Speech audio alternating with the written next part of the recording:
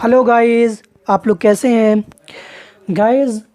आज हम पढ़ेंगे अर्थमेटिक प्रोग्रेशन यानी समांतर श्रेणी। तो पहले समझते हैं समांतर श्रेणी होता क्या है।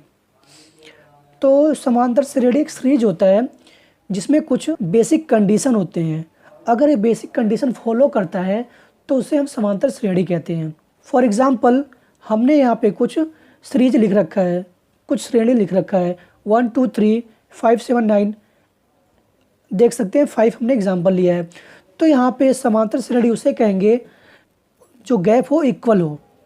ठीक है, कुछ भी हो सकता हो, या तो इंक्रीजिंग ऑर्डर में हो या डिक्रीजिंग ऑर्डर में, कोई भी ऑर्डर में हो, लेकिन उनके भी जो गैप हो ना इक्वल हो, उसे कहते हैं समांतर श्रेणी या अर्थमेटिक प्रोग्रेशन।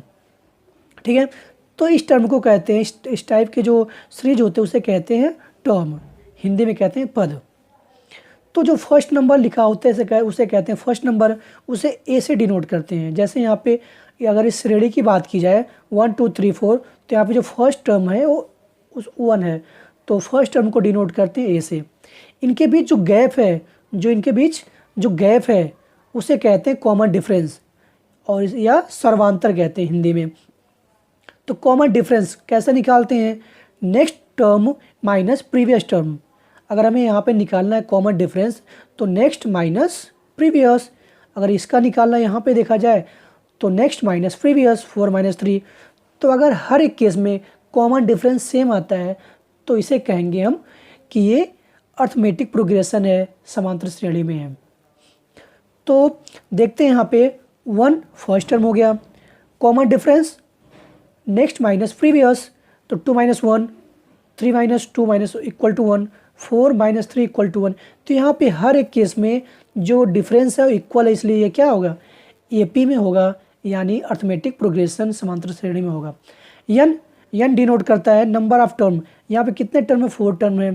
तो ऐसे कितने भी नंबर हो ना उससे कहते हैं नंबर ऑफ टर्म, एन से डिनोट करते हैं नंबर ऑफ टर्म को। ठीक है, अगर हमें नंबर फाइंड आउट करनी हो जैसे फर्स्ट टर्म सेकंड टर्म, तो आगे आपको देखने को मिलेगा। तो जहाँ पे हमें नंबर नहीं पता होता, ए फर्स्ट टर्म लास्ट टर्म नहीं पता होता, वहाँ पे हम एज्यूम करते हैं एक सीरीज एपी का, उसे कहते हैं general form of arithmetic progression. तो ए प्लस डी, ए प्लस 2d, ये आपका general form of arithmetic progression है, जो आगे हम डिस्कस करेंगे। और तो यहाँ पे पूछ लेता है कि देख सकते हैं यहाँ पे कि 1 2 3 4 नेक्स्ट टर्म क्या होगा, उसकी वैल्यू क्या होगी। तो उसके लिए हमें यह फॉर्मूला लिखना होता है, A N equal to A plus N minus 1 into D. A N भी लिख सकते हैं या टी एन भी लिखते हैं। टी एन मतलब जो टर्म फाइंड आउट करनी होती है उसके लिए फॉर्मूला होता है। जैसे यहाँ पे फोर्थ टर्म है, हमें फिफ्थ टर्म निकालनी है, सिक्स्थ टर्म निकालनी है, जो भी टर्म निकालनी है उसको निकालने का एक फॉर्मूला होता है, बेसिक सा फॉर्मूला होता है। ठीक है, एक और फार्मूला होता है कि जो भी नंबर वहाँ पे देख रहे हो सीरीज में 1, 2, 3, 4, अगर हमें इसका सम निकालना हो, अगर ये तो कॉमा करके है ना, अगर इसका सम निकालना हो, इनका योग निकालना हो, तो कैसे निकालेंगे? तो उनका योग का फॉर्मूला है S n equal to n by 2 A plus N minus 1 to d.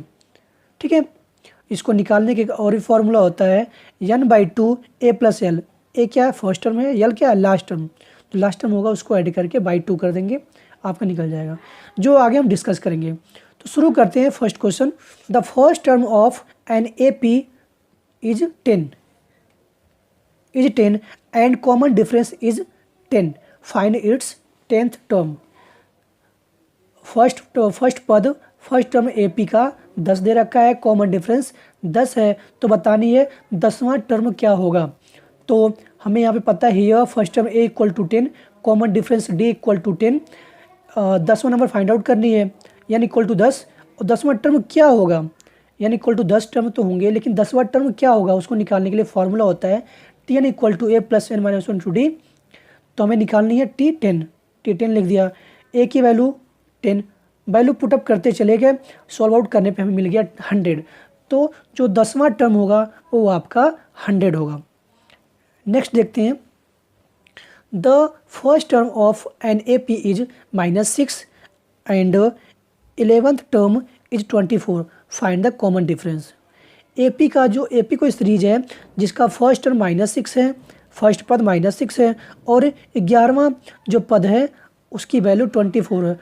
तो बतानी है कॉमन डिफरेंस यानी डी सर्वांतर कितना होगा। तो हियर फर्स्ट टर्म यानी a equal to -6, common difference हमें पता करनी है n इक्वल टू 11 और 11th की वैल्यू 24 है। तो इस फॉर्मूले पुटअप करेंगे Tn equal to a plus n-1 into d. T11 निकालना है, a की वैल्यू -6 प्लस वैल्यू पुटअप करते चले गए, T11 की वैल्यू 24 पुट करने के बाद हमें इसको ट्रांसफ़र कर दिए, ट्रांसफ़र कर 10 से डिवाइड कर दिए तो हमें मिल गया d इक्वल टू 3। तो इस तरह से हमारा कॉमन डिफरेंस या सर्वांतर d इक्वल टू 3 हो जाएगा। नेक्स्ट क्वेश्चन है the fifth term of an A P is 23 and 12th term is 37, find the first term and common difference. A P के 5वें पद की वैल्यू 23 है और 12वें पद की वैल्यू 37 है। तो बतानी पहला पद क्या होगा और कॉमन डिफरेंस यानी सर्वांतर क्या होगा। तो यहाँ पे फर्स्ट टर्म यानी पहला पद और सर्वांतर हमें नहीं पता, तो उसको हम एज्यूम करेंगे, क्या करेंगे, let first term equal to a and common difference equal to d। ठीक है, अब हमें दे रखा है n इक्वल टू 5 यानी पाँचवा टर्म n इक्वल टू 5 और पाँचवें n की वैल्यू 5 पाँचवा टर्म और पाँचवें टर्म की वैल्यू 23, 12वां पद और 12वें पद की वैल्यू 37। ठीक है, तो according to question formula put up करेंगे, पहले T5 पे पाँचवें टर्म के लिए, फिर अगेन 12वें टर्म के लिए फॉर्मूला लगाएंगे। तो हमने लगा दिया, T5 की वैल्यू रख दिया, वैल्यू पुटअप करते चले गए तो हमें मिल गया 23 equal to a plus 4d। यहाँ भी हमने पुटअप किया, A12 की वैल्यू a ऐसे ही, n की वैल्यू d की वैल्यू, तो हमें मिल गया 37 equal to a plus 11d। ठीक है, हमने क्या किया कि सब्ट्रैक्टिंग फ्रॉम इक्वेशन टू -1, 2 में से -1 को सब्ट्रैक्ट किया। सब्ट्रैक्ट हमें पता है कि सारे जो सिंबल होते हैं अपोजिट हो जाते हैं, प्लस था माइनस, प्लस था माइनस, प्लस था माइनस हो गया, ये दोनों कैंसिल हो गए। जमा करने पे हमें मिल गया 7d, यहाँ से 14, d इक्वल टू 2 मिल गया, कॉमन डिफरेंस 2। अब d की वैल्यू इक्वेशन 1 में पुटअप कर देंगे, पुट करने पे हमें मिलेगा 23 equal to a plus 4 multiply 2, 8 हो जाएगा, 8 को इधर ट्रांसफ़र करेंगे तो इक्वल टू 15।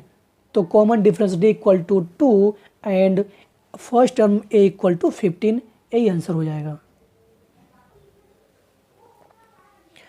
नेक्स्ट क्वेश्चन हमारा है which term of A P 1/4, 1/2, 3/4 dot dot is 25/4। यहाँ पे जो सीरीज दे रखा है वो ए पी का है, फर्स्ट टर्म आपका 1/4 है और लास्ट टर्म 25/4 है। तो बतानी हमें है कि जो 25/4 आएगा ना, ये कितने टर्म के बाद आएगा, इसकी पोजीशन कितने टर्म की होगी, यानी हमें n की वैल्यू फाइंड आउट करनी है कि काउंटिंग करने पे ना कितने नंबर पे इसकी वैल्यू आएगी। ठीक है, तो a की वैल्यू हमने निकाल लिया 1/4, common difference next minus previous 1/2 minus 1/4, solve करने पे हमें मिल जाएगा 1/4। हमें लास्ट टर्म Tn की वैल्यू 25/4 दे रखा है, हमें n पता करनी कितने टर्म होंगे इनके बीच, ये टर्म यहाँ से लेके यहाँ तक कितने टर्म होंगे, वही n की वैल्यू हमें फाइंड आउट करनी है। तो हमने फॉर्मूला लगा दिया, Tn equal to a plus n-1 into D.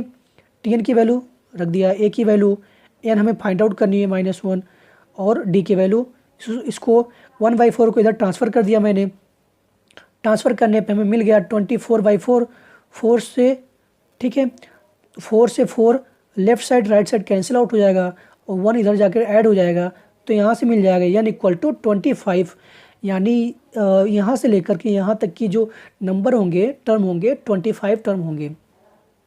ठीक है गाइज, नेक्स्ट क्वेश्चन है if the pth, qth and rth term of an A P are x, y and z respectively, prove that x bracket में q minus r plus y bracket में r minus p plus z p minus q equal to 0। Guys exam भी उससे काफ़ी important यह question है और exam में काफ़ी आने के चांसेज हैं, क्योंकि प्रूफ के क्वेश्चन एक ना एक ज़रूर आते हैं एपी के, तो उम्मीद है ये भी आ सकते हैं, एग्ज़ाम भी उससे इम्पोर्टेंट है। शुरू करते हैं। कोई श्रेणी है जो एपी में है जिसका पीएथ टर्म की वैल्यू x है, क्यूएथ टर्म की वैल्यू y है एंड आर टर्म की वैल्यू z है। तो हमें बतानी है, तो हमें प्रूफ करनी है, ये होगा। तो हमें पहले तो पता करनी है कि फर्स्ट टर्म क्या होगा और कॉमन डिफरेंस यानी सर्वंतर क्या होगा। तो हमने एज्यूम कर लिया first term equal to A, common difference equal to D. ठीक है, तो P th term equal to X दे रखा है, क्यू एथ टर्म की वैल्यू वाई और आर एथ टर्म की वैल्यू जेड और एन की value P, number of term P, यहाँ पे क्यू, यहाँ पे आर। तो स्टेप बाय स्टेप हर एक के लिए हमें फॉर्मूले पुटअप करते हैं। तो फॉर्मूला हमारा यही होता है बेसिक सा। देखो टी एन की वैल्यू हम यहाँ से रखेंगे तो एक्स हो जाएगा, और अब जो दे रखा है एन की वैल्यू पुटअप करते चले जाएंगे तो हमें मिल जाएगा X equal to A plus P minus one into D, first हो जाएगा। इसी तरह सिमिलरली इसी तरह से इन दोनों के लिए भी हमें मिल जाएगा 1 2 3 क्वेश्चंस, क्वेश्चन नंबर 1 2 3। अब क्या करेंगे, अब एक दूसरे को आपस में सबट्रैक्ट करेंगे। इट मीन्स इक्वेशन 1 से 2 को माइनस करेंगे, 2 से 3 को माइनस करेंगे और 3 को 1 से माइनस करेंगे। तो देखते हैं, तो माइनस करने पे x माइनस वाई इधर हो गया, ये इस साइड देखा जाए तो a plus P minus one into D minus A plus Q minus one into D. Open करेंगे तो ए कैंसिल आउट और डी कैंसिल आउट हो जाएंगे, आपके बचेगा P D minus Q D. यहाँ से डी कॉमन ले लेंगे तो आपका बच जाएगा ब्रैकेट में p माइनस क्यू और d। सिमिलरली इसी तरह से जब 2 और 3 को माइनस करेंगे और 3 को 1 से माइनस करेंगे तो हमारा इसी तरह से इक्वेशन 4 एंड इक्वेशन 4 5 6 ये तीनों मिल जाएंगे। अगेन क्या करेंगे कि X Y Y Z Z minus X, यहाँ पे जो 3 वैल्यू हमें दे रखी है एक्स वाई जेड, किसकी कमी है उसका हमें मल्टीप्लाई करनी होगी। तो हम देख रहे थे यहाँ पे एक्स वाई तो है, जेड नहीं है, तो इक्वेशन 4 में जेड से मल्टीप्लाई, वाई जेड है एक्स नहीं है तो यहाँ पे एक्स से मल्टीप्लाई करेंगे बोथ साइड। यहाँ पे जेड एक्स है वाई नहीं है तो यहाँ पे वाई मल्टीप्लाई करेंगे बोथ साइड। तो इस तरह से हम 4 5 6 में 4 में हम जेड से, 5th में एक्स से और 6 में वाई से मल्टीप्लाई करेंगे। उसके बाद आपस में सबको ऐड कर देंगे, मल्टीप्लाई करने पे हमें ये चीज़ मिल जाएगा। ठीक है, फिर आपस में एक दूसरे को ऐड कर देंगे, ऐड करने पे हमें लेफ़्ट साइड में हमें 0 मिल जाएगा, क्योंकि देखो जेड एक्स प्लस का और यहाँ पे करेंगे जेड एक्स माइनस का, कैंसिल आउट हो जाएगा। ठीक है, जेड वाई यहाँ से जेड वाई, यहाँ माइनस का यहाँ प्लस का कैंसिल आउट। तो इसको ओपन करने पे, इसको ओपन नहीं करना है, एक करेंगे आप रफ वर्क में करेंगे तो ये 0 हो जाएगा, 0 हो जाएगा। यहाँ पे जमा करेंगे तो सारे ऐसे ही आएंगे, बस डी क्या है सब में कॉमन हो जाएगा, तो कॉमन करके बाहर लिख देंगे, बाकी को एज इट इज़ लिख देंगे। ठीक है, अगेन डी को हम इधर ट्रांसफ़र कर देंगे, 0/d यानी 0। तो हमारा जो प्रूफ करना था, जो रिमेनिंग पार्ट है, यही हमारा जो प्रूफ करना था, ये हमारा आंसर हो जाएगा। Thank you guys.